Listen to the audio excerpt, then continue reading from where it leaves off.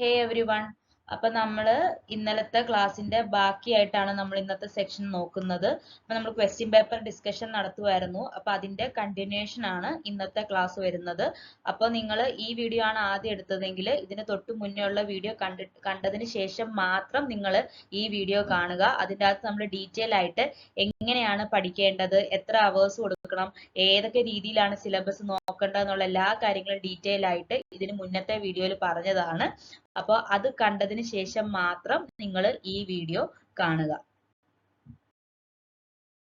നമ്മൾ ഇനി നോക്കാനായിട്ട് പോകുന്നത് നമ്മുടെ വെസ്റ്റേൺ പൊളിറ്റിക്കൽ തോട്ടിൽ നിന്ന് വന്നിട്ടുള്ള പ്രീവിയസ് ഇയർ ക്വസ്റ്റ്യൻസ് ആണ്. അപ്പം ഒരു ക്വസ്റ്റ്യൻ ആണ്, which of the following concepts are not related to John Rawls? ഞാൻ നേരത്തെ നിങ്ങളോട് നമ്മുടെ സിലബസ് ഡിസ്കസ് ചെയ്യുമ്പോൾ പറഞ്ഞായിരുന്നു, ഈ സാധാരണ മിക്ക ആൾക്കാരും ചെയ്യുന്നത് ഓരോ തിങ്കേഴ്സും അവരുടെ ബുക്സ് മാത്രം നോക്കിയിട്ടാണ് പോകുന്നത്. പക്ഷേ അവരുടെ സ്റ്റേറ്റ്മെന്റ്സുകൾ, അതുപോലെ തന്നെ അവരുടെ ഓരോ തിയറികള്, അവരുടെ ഓരോ കോൺസെപ്റ്റുകള്, അങ്ങനെയുള്ള പലതും നമുക്ക് ഈ ഒരു സെക്ഷനിൽ നമുക്ക് വരാനായിട്ട് സാധിക്കും. ഇപ്പൊ which among the following statements are true regarding any one philosopher, ഏതൊരു ഫിലോസഫറിന്റെ പേര് തന്നിട്ട് അങ്ങനെയുള്ള ക്വസ്റ്റ്യൻസും ഇതിന്റെ അകത്ത് വരും. ഇപ്പൊ ഇവിടെ തന്നെ നോക്കിക്കേ, ജോൺ റോൾസിന്റെ കോൺസെപ്റ്റ് അല്ലാത്തത് ഏതാണെന്നാണ് ചോദിച്ചിരിക്കുന്നത്. അപ്പൊ നമ്മൾ പഠിക്കുമ്പോൾ തന്നെ നമുക്കറിയാം, ജസ്റ്റിസ് എന്ന് പറയുന്നത് ജോൺ റോൾസിന്റെ ഒരു കീ ആയിട്ടുള്ള ഒരു ടേം അല്ലേ. ജസ്റ്റിസ് ആസ് ഫെയർനെസ് ഉണ്ട്, അതുപോലെ തന്നെ ഡിസ്ട്രിബ്യൂട്ടീവ് ജസ്റ്റിസ് ഉണ്ട്, പിന്നെന്താണ് വെയിൽ ഓഫ് ഇഗ്നറൻസ് ഉണ്ട്. ഇത് മൂന്നും ആരുടെയാണ്? ജോൺ റോൾസിന്റെ കോൺസെപ്റ്റ് ആണ്. അപ്പൊ നമ്മളോട് ചോദിച്ചിരിക്കുന്നത് ഏതാണ് ജോൺ റോൾസിന്റെ കോൺസെപ്റ്റ് അല്ലാത്തതെന്നാണ്. So the answer is class in itself ആണ് കേട്ടോ. അപ്പൊ തേർഡ് വൺ ആണ് അതിന്റെ answer. then the next question ചോദിച്ചിരിക്കുന്നത്, arrange the following in the theoretical sequence. അതായത് മാർക്സിന്റെ തിയറി, മാർക്സിസത്തിലെ തിയറി, കാൾ മാർക്സിന്റെ തിയറിനെ നമ്മൾ ഒരു തിയററ്റിക്കൽ ആയിട്ടുള്ള സീക്വൻസിൽ അല്ലെങ്കിൽ ക്രോണോളജിക്കൽ ആയിട്ടുള്ള ഓർഡറിൽ നമ്മളോട് അറേഞ്ച് ചെയ്യുക എന്നാണ് നമ്മളോട് ചോദിച്ചിരിക്കുന്നത്. അപ്പൊ ഓപ്ഷൻസ് നോക്കിക്കേ. The proletariat seizes political power and turns the means of production into state society. Finally എന്നുള്ളൊരു വാക്കോടെ കിടപ്പുണ്ട്. Finally, the proletariat abolishes itself, abolishes all class distinctions and class antagonisms, and also abolishes the state as state. Last one ആണല്ലേ ഈ ഒരു call മാർക്സിന്റെ തിയറിയിലെ ഏറ്റവും last one. അപ്പൊ നമുക്കറിയാം ഈ B എന്ന് പറയുന്നതായിരിക്കും ലാസ്റ്റ് എന്ന് നമുക്ക് ഓൾറെഡി ഇത് വായിക്കുമ്പോൾ കിട്ടി. അതായത് ക്ലാസിനെയും ക്ലാസ് ഡിസ്റ്റിങ്ഷനെയും കാൾ മാർക്സ് അബോളിഷ് ചെയ്യുന്നുണ്ട്, അദ്ദേഹത്തിന്റെ തിയറിയിൽ അബോളിഷ് ആവുന്നുണ്ട്. അതാണ് ഫൈനൽ അല്ലെ. ഒരു ക്ലാസ്ലെസ് സ്റ്റേറ്റ്ലെസ് സൊസൈറ്റി ക്രിയേറ്റ് ചെയ്യണം എന്നുള്ളതിലേക്കാണ് കാൾ മാർക്സ് എത്തിച്ചേരുന്നത്. അപ്പൊ ബി ആണ് ലാസ്റ്റ് എന്നുള്ളത് നമുക്കറിയാം. ഈ തന്നേക്കുന്ന ഓപ്ഷനിൽ ആകെ ബി വരുന്ന ലാസ്റ്റ് ആൻസർ ഏതാണ്? സെക്കൻഡ് വൺ ആണ്. അപ്പൊ നമുക്ക് ഇപ്പൊ തന്നെ ആൻസർ ഏതാന്ന് കിട്ടി? സെക്കൻഡ് വൺ ആണ് നമുക്ക് കിട്ടി. എന്നാലും ജസ്റ്റ് നമുക്ക് അപ്പൊ ബാക്കിയും കൂടെ നോക്കാം. While the capitalist mode of production more and more transforms the greater majority of the population into proletarians, it creates a power that is forced to accomplish a revolution against capitalism. Then the D എന്ന് പറയുന്നത്, the present structure of society is the creation of the ruling class, the bourgeoisie. Last one, steam machinery and the making of machines by machinery transformed the older manufacture carried out under feudalism into modern industry. അപ്പൊ നമുക്ക് already answer കിട്ടി. Answer എന്താണ്? B ആണ് അല്ലെ. EDCAB, അതായത് the steam machinery അതാണ് first one. then the D, the present structure of society is the creation വരും. പിന്നെ അത് കഴിഞ്ഞിട്ട് ഏതാ വരുന്നത്? സി ആണ് വരുന്നത്. പിന്നെ നമ്മുടെ എ വരുന്നു, ലാസ്റ്റ് ബി. അപ്പൊ ഇതാണ് ഈ ഒരു ഇതിന്റെ ആൻസർ എന്ന് പറയുന്നത്. എല്ലാ വട്ടവും അതുപോലെ തന്നെ നമ്മുടെ ഈ ഒരു ഇന്ത്യൻ പൊളിറ്റിക്കൽ തോട്ട് അല്ലെങ്കിൽ വെസ്റ്റേൺ പൊളിറ്റിക്കൽ തോട്ട് രണ്ടിൽ നിന്നും ഈ ബുക്സിന്റെ ക്വസ്റ്റ്യൻസ് എല്ലാ വർഷവും വരുന്ന ഒരു ക്വസ്റ്റ്യൻ ആണ് കേട്ടോ. ഐദർ ഇതിന്റെ അകത്ത് അല്ലെങ്കിൽ നമ്മുടെ ഇന്ത്യൻ പൊളിറ്റിക്കൽ തോട്ട് അല്ലെങ്കിൽ രണ്ടിൽ നിന്നും ചോദിക്കാം. വേണമെങ്കിൽ ഡയറക്റ്റ് ആയിട്ട് ഇതിൽ ഏതാണ് ബുക്ക് അല്ലാത്തത് അല്ലെങ്കിൽ വർക്ക് ആയിട്ടാ ഉള്ളത് അല്ലെങ്കിൽ മാച്ച് ദ ഫോളോയിങ് ആയിട്ടൊക്കെ ചോദിക്കാം. അതിന്റെ ഒരു എക്സാമ്പിൾ ആണ് ഇത്. ഇപ്പൊ നമുക്ക് ഒരു സൈഡിൽ നമ്മുടെ വെസ്റ്റേൺ തിങ്കേഴ്സിന്റെ പേരും ഉണ്ട്, മറ്റേ സൈഡിൽ അവരുടെ ബുക്കും ഉണ്ട്. നമ്മളോട് കറക്റ്റ് ആയിട്ട് അറേഞ്ച് ചെയ്യാനായിട്ടാണ് പറഞ്ഞിരിക്കുന്നത്. ഇപ്പൊ ആന്റോണിയോ ഗ്രാംഷി ഉണ്ട്, റോബർട്ട് പുട്ട്മാൻ ഉണ്ട്, മിഷേൽ ഓക്കേഷൂട്ട് ഉണ്ട്, മാക്സ് വെബർ ഉണ്ട്.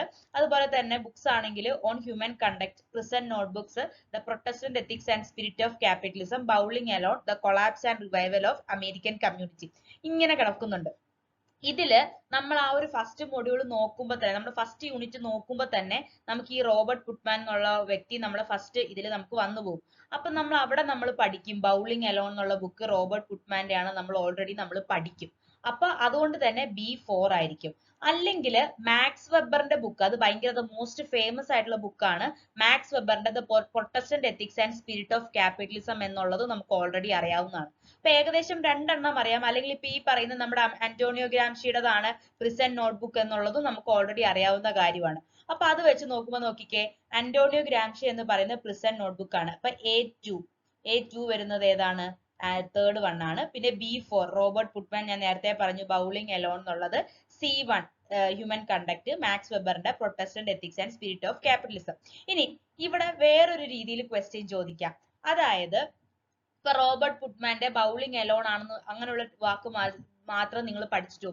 പക്ഷെ നമ്മളോട് ക്വസ്റ്റ്യൻ ചോദിക്കും, which among the following is the name of the book written by Robert Putnam എന്ന് ചോദിച്ചിട്ട് ബൗളിംഗ് എലോൺ അവിടെ വരെ എഴുതും. പിന്നെ the collapse and revival of American community എന്ന് എഴുതാം, the collapse and revival of ഇപ്പം UK കമ്മ്യൂണിറ്റി എന്ന് എഴുതാം, അല്ലെങ്കിൽ the collapse and revival of എന്ന് പറഞ്ഞിട്ട് വേറെ ബ്രസീലിയൻ കമ്മ്യൂണിറ്റി എന്ന് എഴുതാം.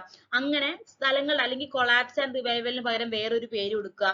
അപ്പൊ നമ്മൾ കൂടുതലും ബുക്സ്, വലിയ വലിയ ബുക്സുകൾ വരുമ്പോൾ നമ്മൾ എന്ത് ചെയ്യണം, ആ ബുക്സിന്റെ ഫുൾ പേര്, അതായത് ഫുൾ നെയിം നമ്മൾ പഠിച്ചിരിക്കുക. കാരണം നമ്മളോട് ആ ഒരു ഫുൾ നെയിം, ഇത് കറക്റ്റ് ആയിട്ടുള്ള ബുക്ക് ഏതാണ്. ഇപ്പൊ നമ്മളിവിടെ ബൗളിംഗ് എലോൺ എന്ന് മാത്രം നമ്മൾ നോക്കിയിട്ട് പോകുവാണെങ്കിൽ ചിലപ്പോൾ നമ്മളോട് ചോദിക്കുന്നത് ആ ബുക്കിന്റെ ഫുൾ നെയിം, ഇതിൽ ഏതാണ് കറക്റ്റ് എന്ന് നമ്മളോട് വേണമെങ്കിൽ പരീക്ഷയ്ക്ക് നമ്മളോട് ചോദിക്കാം കേട്ടോ. അത് കൂടുതലും കണ്ടുവരുന്ന ഇപ്പൊ നമ്മുടെ യൂണിറ്റ് 1 പൊളിറ്റിക്കൽ തിയറിയിലുള്ളതിലാണ് കൂടുതൽ അങ്ങനത്തെ ക്വസ്റ്റ്യൻസ് ഓൾറെഡി ചോദിച്ചിട്ടുണ്ട്. വേണമെങ്കിൽ നമ്മുടെ ഈ പറയുന്ന നമ്മുടെ പൊളിറ്റിക്കൽ തോട്ടിലും, അതായത് വെസ്റ്റേണും ഇന്ത്യനും നമുക്ക് വേണമെങ്കിൽ ഇങ്ങനത്തെ ക്വസ്റ്റ്യൻസ് നമ്മളോട് പരീക്ഷയ്ക്ക് ചോദിക്കാം കേട്ടോ. ഇനി നമ്മൾ നോക്കാനായിട്ട് പോകുന്നത് ഇന്ത്യൻ പൊളിറ്റിക്കൽ തോട്ടിൽ നിന്ന് വന്നിട്ടുള്ള പ്രീവിയസ് ഇയറിലെ ക്വസ്റ്റ്യൻസ് ആണ്. അപ്പൊ ഫസ്റ്റ് ക്വസ്റ്റ്യൻ എന്ന് പറയുന്നത്, what is true about the following statements related to Ram Manohar Lohia. Ram Manohar Lohia ആയിട്ട് ബന്ധപ്പെട്ട് ഏതൊക്കെ ഫോളോയിങ് സ്റ്റേറ്റ്മെന്റ്സ് ആണ് കറക്റ്റ് എന്നാണ് ചോദിച്ചിരിക്കുന്നത്. He discusses 7 types of revolutions. 7 type of revolutions അല്ലെങ്കിൽ സപ്തക്രാന്തി എന്ന് പറയുമ്പോൾ തന്നെ എന്താണ് ആൻസർ? രാം മനോഹർ ലോഹിയ ആണ്. അപ്പൊ ഫസ്റ്റ് വൺ നമുക്ക് ഓക്കെ ആണ്. അപ്പൊ എ ഉള്ള ഓപ്ഷൻസ് നോക്കുക. ഇവിടെ 1ഉം 2ഉം ഉണ്ട്.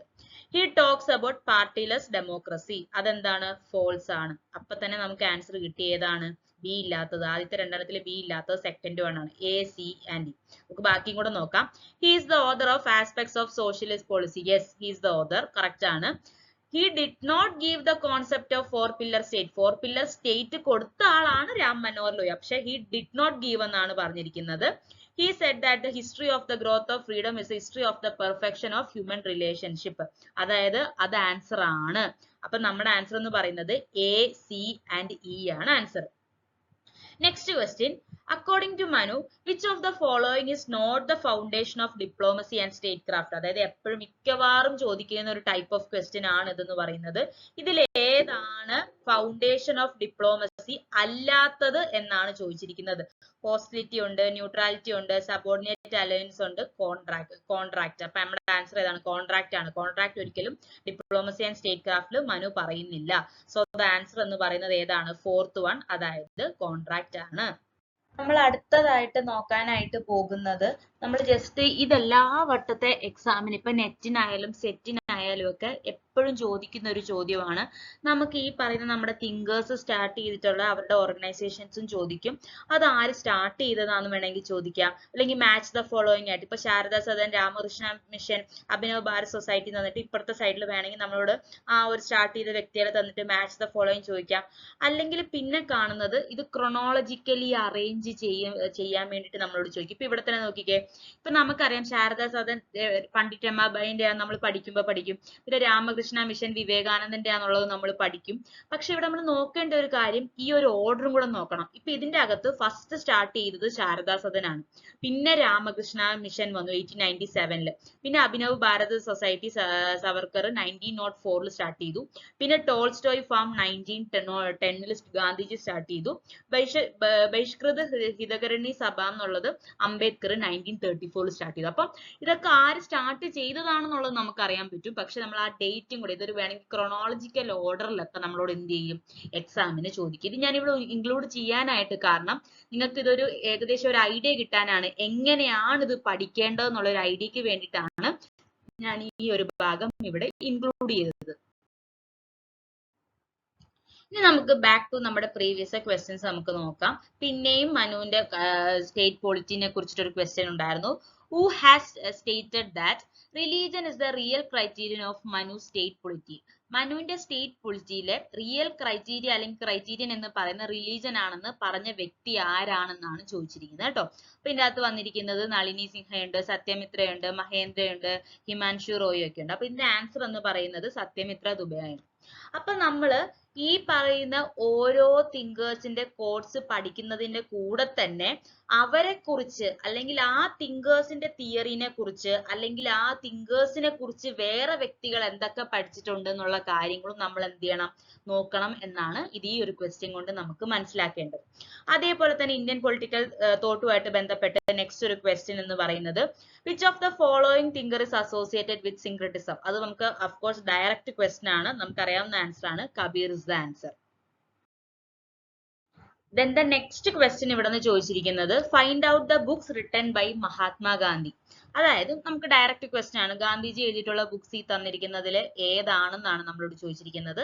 ആൻസർ എന്ന് പറയുന്നത് ബി ആൻഡ് ഇ, അതായത് ആൻസർ 4 ആണ്, ബി ആൻഡ് ഇ. അപ്പൊ ഹിന്ദു സ്വരാജ് ഉണ്ടെന്നുള്ളത് നമുക്ക് ഓൾറെഡി അറിയാവുന്ന കാര്യമാണ്. One of the most famous ബുക്കാണ്. അപ്പൊ ഈ വരുമ്പോ തന്നെ നമുക്ക് ഡയറക്റ്റ് ആയിട്ട് ചെയ്യാവുന്ന കാര്യം തന്നെയാണ് ഇവിടെ അല്ലെ. നെക്സ്റ്റ് ക്വസ്റ്റ്യൻ ഒരു ഡയറക്റ്റ് ക്വസ്റ്റ്യൻ ആണ്. Satyashodhak Samaj was founded by? ആരാണ് സത്യശോധക് സമാജ് ഫൗണ്ട് ചെയ്തത് നമ്മൾ ചോദിച്ചിട്ടുണ്ട്. ജ്യോതിബ ഫുലെ ആണെന്നുള്ളത് ചെറിയ ക്ലാസ് തൊട്ട് തന്നെ പഠിക്കുന്ന കാര്യമാണ്.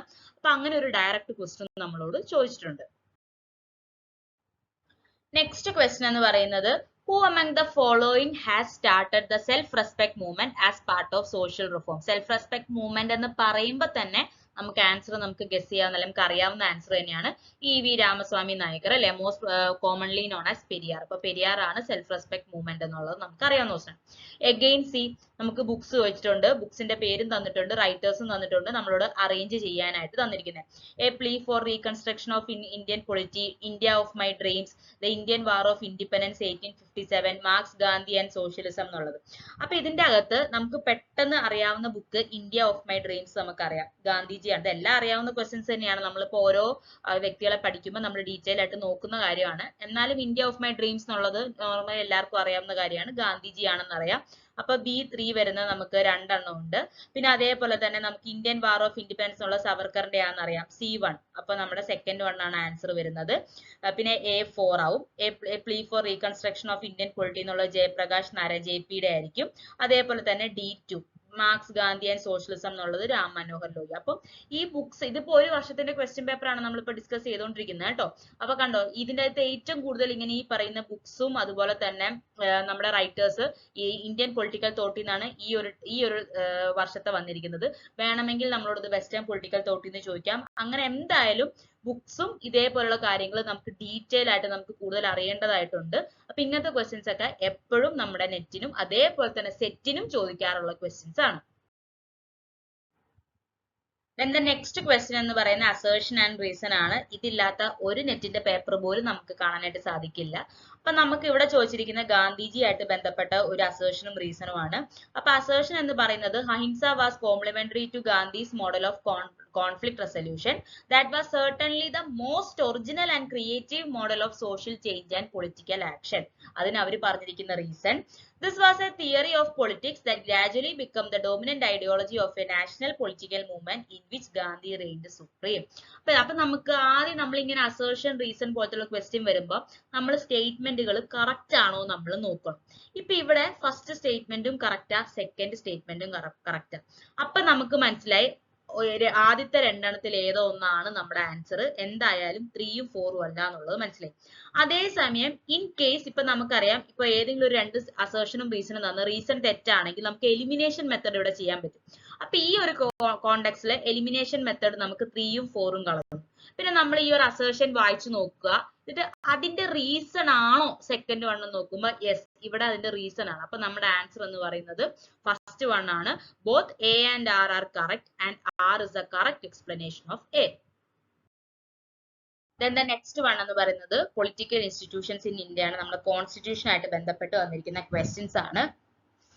First one, which of the subject is not the part of concurrent list. അപ്പൊ നമ്മൾ union list, state list, concurrent list ഈ 3 ലിസ്റ്റിൽ കിടക്കുന്ന ഓരോ സബ്ജക്ട്സ് ഏതൊക്കെയാണെന്നുള്ളത് നമ്മൾ അറിഞ്ഞിരിക്കണം. അപ്പൊ ഇവിടെ ചോദിച്ചിരിക്കുന്നത് കൺകറന്റ് ലിസ്റ്റിന്റെ പാർട്ട് അല്ലാത്തതാണ് നമ്മളോട് ചോദിച്ചിരിക്കുന്നത്. Market and fair is answer കേട്ടോ. നെക്സ്റ്റ് വൺ എന്ന് പറയുന്നത് നമ്മുടെ കമ്മിറ്റികളെ കുറിച്ച്. പാർലമെന്ററി കമ്മിറ്റി, ഇപ്പൊ public accounts committee, estimate committee, ഇങ്ങനെയുള്ള കമ്മിറ്റികളുടെ ക്യാരക്ടറിസ്റ്റിക്സിനെ കുറിച്ചിട്ട് നമ്മൾ ഡീറ്റെയിൽ ആയിട്ട് നമ്മൾ അറിയണം. അതുപോലെ തന്നെ കമ്മിറ്റികളുടെ അവർ ഫോം ചെയ്തതിനനുസരിച്ച് ക്രോണോളജിക്കൽ ആയിട്ട് അറേഞ്ച് ചെയ്യാനും നമ്മൾ പഠിച്ചിരിക്കണം കേട്ടോ. ഇവിടെ ചോദിച്ചിരിക്കുന്നത് നമ്മളോട് പബ്ലിക് അക്കൗണ്ട്സ് കമ്മിറ്റിയെ കുറിച്ച് ഇതിൽ ഏതാണ് കറക്റ്റ് എന്നാണ് ചോദിച്ചിരിക്കുന്നത്. അപ്പം first one, public accounts committee is composed of only Lok Sabha members. അത് തെറ്റാണെന്നുള്ളത് നമുക്കറിയാം. കാരണം ഈ ഒൺലി ലോക്സഭ മെമ്പേഴ്സ് എന്ന് പറയുന്ന ഏത് കമ്മിറ്റിയുടെയാ? എസ്റ്റിമേറ്റ് കമ്മിറ്റിയാണ് ലോക്സഭയിൽ മാത്രം ഉള്ളത്, പബ്ലിക് അക്കൗണ്ട്സ് കമ്മിറ്റി അല്ല. അപ്പൊ നമ്മുടെ ഫസ്റ്റ് വൺ തെറ്റാണെന്നുള്ളത് നമുക്ക് മനസ്സിലായി. Public Accounts Committee is an annually elected body in accordance with the principle of the proportional representation followed by single transfer vote system. അത് കറക്റ്റ് ആണ്. അപ്പൊ നമുക്ക് ഇതിന്റെ അകത്ത് ആകെ ഏതോ ഒരെണ്ണം മാത്രമേ കറക്റ്റ് ആയിട്ട് ഉള്ളൂ എന്നാണ് തന്നിരിക്കുന്നത്. അപ്പൊ നമ്മുടെ ബി തന്നെയാണ് ആൻസർ. പിന്നെ നമുക്ക് ബാക്കിയും കൂടെ നോക്കാം. Public accounts committee is composed of 30. തെറ്റാണ്. No member can be reelected. Members can be reelected ആണ് അല്ലേ. അപ്പൊ നമുക്കറിയാം the answer is second one കേട്ടോ. നെക്സ്റ്റ് എന്ന് പറയുന്നത് നമ്മുടെ ലിംഗ്വിസ്റ്റിക് പ്രൊവിഷൻ കമ്മീഷനെ കുറിച്ചായിരുന്നു ചോദിച്ചിരിക്കുന്നത്. ആ ഒരു കമ്മീഷന്റെ മോസ്റ്റ് പോപ്പുലർ നെയിം അല്ലെങ്കിൽ പോപ്പുലർലി നോൺ ആസ് എന്ത് കമ്മിറ്റി ആണെന്നാണ് ചോദിച്ചിരിക്കുന്നത്. ആൻസർ ദർ കമ്മീഷൻ ആണ് വരുന്നത്. പിന്നെ നമ്മളോട് പിന്നെ എപ്പോഴും ചോദിക്കുന്ന ഒരു ക്വസ്റ്റ്യൻ ആണ് നമ്മുടെ അമെൻമെന്റ് സെക്ഷനിൽ നിന്ന്. അതായത് വേണമെങ്കിൽ നമ്മളോട് ചോദിക്കാം, ഏതെങ്കിലും ഒരു അമെൻമെന്റ് തന്നിട്ട് ഇതിൽ ഏതൊക്കെയാണ് ആ അമെൻമെന്റിന്റെ സ്റ്റേറ്റ്മെന്റുകൾ കറക്റ്റ് എന്ന് ചോദിക്കാം. മാച്ച് ദ ഫോളോയിങ്ങിൽ അമെൻമെന്റും അതിന്റെ താഴെ ഡിസ്ക്രിപ്ഷൻ തന്നിട്ട് നമ്മളോട് കറക്റ്റ് ആയിട്ട് അറേഞ്ച് ചെയ്യാൻ പറയാം. അല്ലെങ്കിൽ ക്രോണോളജിക്കലി ആയിട്ട് ഇതിന്റെ ഓർഡറിനെ നമുക്ക് അറേഞ്ച് ചെയ്യാനായിട്ടൊക്കെ ചോദിക്കാം. അങ്ങനെയുള്ള കാര്യങ്ങൾ നമുക്ക് ചോദിക്കാം. ഇപ്പൊ ഇവിടെ ചോദിച്ചിരിക്കുന്നത് വിച്ച് അമെൻമെന്റ് overrode the Golaknath case decided in 1967. അപ്പൊ 24th അമെൻമെന്റ് ആണെന്നുള്ളത് ഇതൊരു ഡയറക്റ്റ് ക്വസ്റ്റ്യൻ ആണ് നമ്മളോട് ചോദിച്ചിരിക്കുന്നത്. സോ ദ ആൻസർ 24th അമെൻമെന്റ് ആണ് അല്ലെ. നെക്സ്റ്റ് ക്വസ്റ്റ്യൻ എന്ന് പറയുന്നത് under which of the following article of Indian constitution the state legislature has power to make provision with respect to elections to such legislation. Direct article based question ആണ് ചോദിച്ചിരിക്കുന്നത്. Answer എന്ന് പറയുന്നത് 3 ആണ്. Article 328 ആണ് state ലെജിസ്ലേച്ചറുമായിട്ട് ബന്ധപ്പെട്ട. Next one എന്ന് പറയുന്നത് നമ്മുടെ ഫെഡറലിസത്തിന്റെ ഏരിയയിൽ നിന്ന് വന്നിരിക്കുന്നതാണ്. അതായത് നമ്മുടെ ഇന്ത്യൻ കോൺസ്റ്റിറ്റ്യൂഷനെ പല ആൾക്കാരും പല രീതിയിലാണ് ഡിസ്ക്രൈബ് ചെയ്തിരിക്കുന്നത്. ആരൊക്കെ എന്തൊക്കെയാണെന്നുള്ളത് നമ്മൾ അറേഞ്ച് ചെയ്യാനായിട്ടാണ് ചോദിച്ചിരിക്കുന്നത്. എക്സ്ട്രീംലി ഫെഡറൽ എന്ന് പറഞ്ഞത് ആരാണ്? ക്വാസി ഫെഡറൽ എന്ന് പറയുന്ന ആരാണ്? ബാർഗെയിനിങ് ഫെഡറലിസം എന്ന് പറയുന്നത് ആരാണ്? കോപ്പറേറ്റീവ് ഫെഡറലിസം എന്ന് പറയുന്നതാണ്. എക്സ്ട്രീംലി ഫെഡറൽ എന്ന് പറയുന്നത് പോൾ ആപ്പിൾബൈ ആണെന്നുള്ളത് നമ്മൾ പഠിക്കുമ്പോൾ നോക്കൂ. അപ്പൊ A4 വരുന്ന 2 എണ്ണം വരുന്നുണ്ട്. അപ്പൊ അതിൽ രണ്ടും ബിയും 3 തന്നെയാണ്. അപ്പൊ നമുക്ക് ഓട്ടോമാറ്റിക് ആയിട്ട് കിട്ടി ക്വാസി ഫെഡറൽ KCVR ആണ് വന്നത്. പിന്നെ നമുക്ക് നോക്കാനുള്ളത് ബാർഗെയിനിങ് ഫെഡറലിസം ആണ്. അത് മോറിസ് ജോൺസ് ആണ്. അപ്പൊ C1. Which one is answer? 4th one is the answer. Okay. ഇനി നമ്മൾ അടുത്തത് നോക്കാനായിട്ട് പോകുന്നത് നമ്മുടെ ലാസ്റ്റ് യൂണിറ്റ്, നമ്മുടെ നെറ്റിലെ സിലബസിലെ ലാസ്റ്റ് യൂണിറ്റ് ആയ governance and public policy in India എന്നുള്ള ക്വസ്റ്റ്യൻ ആണ്. അപ്പൊ അതിൻ്റെ അകത്ത് ഫസ്റ്റ് നമ്മൾ ചോദിച്ചിരിക്കുന്നത് arrange the following in a sequence that historically and conceptually presence the concept of civil society. Civil society അവിടെ ആ ഒരു ഹിസ്റ്റോറിക്കലി കോൺസെപ്ച്വലി ഉള്ള കാര്യങ്ങൾ നമ്മൾ ഓർഡറിൽ നമ്മളോട് സീക്വൻസുള്ള ഓർഡറിൽ നമ്മളോട് അറേഞ്ച് ചെയ്യാനായിട്ടാണ് ചോദിച്ചിരിക്കുന്നത്. It can be understood as a collective entity that springs from society and exists for specific and limited function എന്നുള്ളത്. നെക്സ്റ്റ് വൺ എന്ന് പറയുന്നത് concept was part of the economic and political liberalism. Yes. Civil society is one among many spheres of the larger society along with family, economy, politics, etc. So അതായിരിക്കും അല്ലെ first civil സൊസൈറ്റിയെ കുറിച്ചുള്ള first concept നമ്മൾ അതല്ലേ പറയുന്നത്. അപ്പൊ C വരുന്നത് എവിടെ നോക്കിക്കേ, തേർഡ് വണ്ണില്. അപ്പൊ സി ആണ് അവിടെ വരുന്നത്. അപ്പൊ so third one will be the answer. അപ്പൊ നമ്മളോട് ഇവിടെ ചോദിച്ചിരിക്കുന്നത് എങ്ങനെയാണ്? ഹിസ്റ്റോറിക്കലി അല്ലെങ്കിൽ കോൺസെപ്ച്വലി അറേഞ്ച്, അതായത് സീക്വൻഷ്യൽ ഓർഡറിൽ. അപ്പൊ ഒരുപാട് മിക്ക യൂണിറ്റുകളിൽ നിന്ന് നമ്മൾ ചോദിക്കുന്നുണ്ട് ഇങ്ങനെ അറേഞ്ച് ചെയ്യാനായിട്ടുള്ള കാര്യങ്ങൾ നമ്മളോട് എപ്പോഴും ചോദിക്കുന്നതാണ്. അപ്പൊ ഈ ഒരു ഏരിയയിൽ ഞാൻ നിങ്ങളോട് ആ ഒരു കഴിഞ്ഞ വീഡിയോയിൽ ഞാൻ പറഞ്ഞായിരുന്നു, governance and public policy in India എന്നുള്ള ഏരിയ സിമ്പിൾ ആണെന്ന് പറഞ്ഞിട്ട് എല്ലാവരും സ്കിപ്പ് ചെയ്ത് വിടും. പക്ഷെ ഒരിക്കലും സ്കിപ്പ് ചെയ്യരുത്. ഇതിന്റെ അകത്തുനിന്ന് കുറെ നമുക്ക് അറിയാത്ത കാര്യങ്ങൾ, നമ്മൾ കൺഫ്യൂസ് ചെയ്യുന്ന കുറെ കാര്യങ്ങൾ ഈ ഒരു സെക്ഷനിൽ നിന്ന് എല്ലാ വർഷവും വരുന്നതാണ് കേട്ടോ. Then നെക്സ്റ്റ് ക്വസ്റ്റ്യൻ എന്ന് പറയുന്നത് നമ്മളോട് സിറ്റിസൺ ചാർട്ടിനെ കുറിച്ചാണ് ചോദിച്ചിരിക്കുന്നത്. ഇപ്പം ഇവിടെ ഒരു ക്വസ്റ്റ്യൻ കണ്ടോ, citizen charter was first articulated and implemented in UK as a national programme in which year? ഇതേപോലെ തന്നെ വേറൊരു എക്സാമിന്, അതായത് ഇതിന് മുന്നേ ഉള്ള ഒരു എക്സാമിന് ചോദിച്ചത് സിറ്റിസൺ ചാർട്ടർ ഫസ്റ്റ് ഇംപ്ലിമെന്റ് ചെയ്തത് എവിടെയാണെന്നായിരുന്നു ആ ഒരു വട്ടത്തെ എക്സാമിന് ചോദിച്ചത്. പക്ഷെ ഇവിടെ വന്നപ്പോഴത്തേക്കും UK-യിലാണെന്നുള്ളത് അവർ ഓൾറെഡി തന്നു. പക്ഷെ നമ്മൾ ചോദിച്ചിരിക്കുന്നത് എന്താ, ഇയർ ആ ചോദിച്ചിരിക്കുന്നത് കേട്ടോ. അപ്പൊ സിറ്റിസൺ ചാർട്ടർ നമ്മളോട് ഇയർ ഏത് വർഷമാണ് UK-യിൽ ഇംപ്ലിമെന്റ് ചെയ്തത് എന്നാണ് ചോദിച്ചിരിക്കുന്നത്. ആൻസർ എന്ന് പറയുന്നത് 1991 ആണ്. സോ ഇവിടെ ആൻസർ എന്ന് പറയുന്നത് ഏതാണ്, 2 ആണ് കേട്ടോ. നമുക്കപ്പോ ഈ സിറ്റിസൺ ചാർട്ടിനെ കുറിച്ച് കുറച്ചും കൂടെ ഡീറ്റെയിൽ ആയിട്ട് നമുക്ക് നോക്കാം. അപ്പൊ എന്താണ് citizen charters? It is an effort to focus on the commitment of the organisation towards it citizen അല്ലെ. അതായത് ഈ ഓരോ ഓർഗനൈസേഷൻ സിറ്റിസനോട് കാണിക്കുന്ന കമ്മിറ്റ്മെന്റിനെ കുറിച്ചിട്ട് കാണിക്കുന്നതാണ് നമ്മുടെ സിറ്റിസൺ ചാർട്ടർ എന്ന് പറയുന്നത്. ഇത് എപ്പോഴും ഓർത്തിരിക്കേണ്ടത് ലീഗലി എൻഫോഴ്സിബിൾ അല്ല. അതായത് വൈലേറ്റ് ചെയ്തു കഴിഞ്ഞാൽ കോടതിയിലേക്ക് പോകാനുള്ള അവസരം നമ്മുടെ സിറ്റിസൺസിന് ഇല്ല.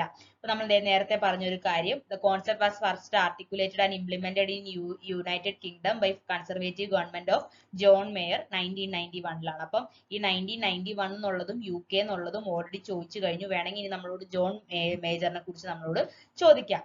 പിന്നെ അതുപോലെ തന്നെ അതിന്റെ ഒരു എക്സാമ്പിൾ, സിറ്റിസൺ ചാർട്ടിന്റെ ഒരു എക്സാമ്പിൾ ആണ് the right of citizens for time bound delivery of goods and services and redressal of their grievance bill എന്ന് പറയുന്നത് ഈ പറയുന്ന പോലെ തന്നെ സിറ്റിസൺസിന് ഒരു ടൈംലി ഡെലിവറിക്ക് വേണ്ടിയുള്ളതാണ് അല്ലെ. അതായത് സാധനങ്ങളൊക്കെ കൃത്യസമയത്ത് തന്നെ സിറ്റിസൺസിന് എത്തുന്നുണ്ട്. അതൊരു കമ്മിറ്റ്മെന്റ് ആണ് അല്ലെ, ഓരോ ഓർഗനൈസേഷന്റെ കമ്മിറ്റ്മെന്റ് ആണ്. അങ്ങനെയുള്ളത് ഈ പറയുന്ന സിറ്റിസൺ ചാർട്ടിന്റെ എന്താണ്, ഒരു എക്സാമ്പിൾ ആണ്. ഇനി വേണമെങ്കിൽ നമ്മളോട് അടുത്തൊരു ക്വസ്റ്റ്യൻ ആയിട്ട് പരീക്ഷയ്ക്ക് ചോദിക്കാം. The department of administrative reforms and public grievance DARGP, ഈ ഒരു ഓർഗനൈസേഷൻ ആണ് the task of coordinating, formulating and operationalising citizen charter. Citizen ചാർട്ടറിന്റെ എല്ലാ കാര്യങ്ങളും നോക്കുന്ന ഡിപ്പാർട്ട്മെന്റ് ആണ് the department of administrative reforms and public grievance. ഇനി എക്സാമിന് ചോദിക്കാം. പിന്നെ നമുക്കുള്ളത് പ്രിൻസിപ്പിൾസ് ഓഫ് സിറ്റിസൺ ചാർട്ടേഴ്സ് ആണ്. എന്തൊക്കെയാണ് പ്രിൻസിപ്പിൾസ്? ഏതൊക്കെ രീതിയിലുള്ള കമ്മിറ്റ്മെന്റ് ഈ പറയുന്ന ഓരോ ഓർഗനൈസേഷൻ ഏതൊക്കെ പ്രിൻസിപ്പിൾസ് ആണ് ഫോളോ ചെയ്യേണ്ടത്? First one, quality. നമ്മൾ കൊടുക്കുന്ന സർവീസിന് ക്വാളിറ്റി ഉണ്ടായിരിക്കണം. ചോയ്സ്, യൂസേഴ്സിന് ഒരു ചോയ്സ് ഉണ്ടായിരിക്കണം. പിന്നെ സ്റ്റാൻഡേർഡ്സ് ഉണ്ടായിരിക്കണം, വാല്യൂ ഉണ്ടായിരിക്കണം, അക്കൗണ്ടബിലിറ്റി ഉണ്ടായിരിക്കണം, ട്രാൻസ്പെറൻസി ഉണ്ടായിരിക്കണം, പാർട്ടിസിപ്പേറ്റീവ് ആയിരിക്കണം എന്നാണ്. which among the following are the principles എന്ന് ചോദിക്കാം. അല്ലെങ്കിൽ നമ്മളോട് കുറച്ച് സ്റ്റേറ്റ്മെന്റ്സ് തന്നിട്ട് ഇതിൽ ഏതാണ് സിറ്റിസൺ ചാർട്ടറിന്റെ പ്രിൻസിപ്പിൾ അല്ലാത്തതായിട്ട് പറയുന്നതെന്ന് ചോദിക്കാനൊക്കെ പറ്റും. ദെൻ മിക്കവാറും റിപ്പീറ്റഡ് ആയിട്ട് നമ്മുടെ ഈ മിക്ക പേപ്പറിലും അല്ലെങ്കിൽ മിക്ക എക്സാമിനും നമ്മളോട് റിപ്പീറ്റഡ് ആയിട്ട് ചോദിക്കുന്ന ക്വസ്റ്റ്യൻ ആണ് ഈ സിറ്റിസൺ ചാർട്ടർ ഇംപ്ലിമെന്റ് ചെയ്ത കൺട്രികളെ ക്രോണോളജിക്കലി അറേഞ്ച് ചെയ്യാനായിട്ട്. ഇത് എപ്പോഴും എപ്പോഴും ഒരു എന്താ പറയാ UGC നെറ്റിനൊക്കെ ഒരു ഫേവറേറ്റ് ഏരിയ എന്ന് തോന്നുന്നു. മിക്കപ്പോഴും ചോദിക്കുന്ന ഒരു ക്വസ്റ്റ്യൻ ആണ്, റിപ്പീറ്റഡ് ക്വസ്റ്റ്യൻ കൂടെയാണ്. ഇപ്പൊ ഫസ്റ്റ് എന്ന് പറഞ്ഞാൽ UK-യിലാണ്, നമ്മൾ ഓൾറെഡി ഇത് ക്വസ്റ്റ്യനിൽ കണ്ടു 1991. പിന്നെ സെക്കൻഡ് ബെൽജിയം, ഫ്രാൻസ് ഉണ്ട് 1992, മലേഷ്യയിൽ 1993, കാനഡയിൽ 1995, ഓസ്ട്രേലിയ ആൻഡ് ഇന്ത്യയിൽ 1997 ആണ് കേട്ടോ. ഈ ക്രോണോളജിക്കൽ ഓർഡർ നിങ്ങൾ ഉറപ്പായിട്ട് നോക്കേണ്ട ഒരു ഏരിയ ആണ്, കാരണം എപ്പോഴും എക്സാമിന് ചോദിക്കുന്നതാണ്. By this we have come to the end of our video. അപ്പൊ നമ്മൾ 2 ദിവസമായിട്ട് നമ്മൾ ഈ പറയുന്ന UGC നെറ്റ് എക്സാം എങ്ങനെയാണ് എഴുതേണ്ടത്, പൊളിറ്റിക്കൽ സയൻസിന്റെ സിലബസ് എന്താണ്, പിന്നെ അതും കേരള സെറ്റുമായിട്ട് നമ്മളുള്ള ബന്ധം, എങ്ങനെ പഠിക്കണം, ഏതൊക്കെ രീതിയിലൂടെ പഠിച്ചാലാണ് കിട്ടുന്നത്, അതുപോലെ തന്നെ ഓരോ സെക്ഷനിൽ നിന്ന് വരുന്ന കുറെ പ്രീവിയസ് ഇയർ ക്വസ്റ്റ്യൻസ് നമ്മൾ ഡിസ്കസ് ചെയ്തു. ഓരോന്നും എങ്ങനെയാണ് ചെയ്യേണ്ടതെന്നുള്ള ഏകദേശം ഒരു ധാരണയൊക്കെ നിങ്ങൾക്ക് കിട്ടിയെന്ന് ഞാൻ വിശ്വസിക്കുന്നു.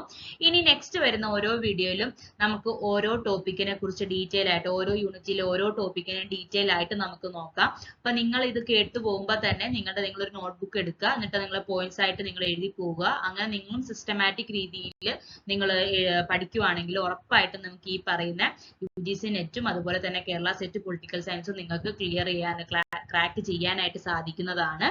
അപ്പൊ നെക്സ്റ്റ് വീഡിയോ ആയിട്ട് നമുക്ക് വരാം. അപ്പൊ അതുവരെ എല്ലാവരും വെയിറ്റ് ചെയ്യുക. ഈ വീഡിയോ ഇഷ്ടപ്പെട്ടെങ്കിൽ ലൈക്ക് ചെയ്യുക, ഷെയർ ചെയ്യുക, സബ്സ്ക്രൈബ് ചെയ്യുക.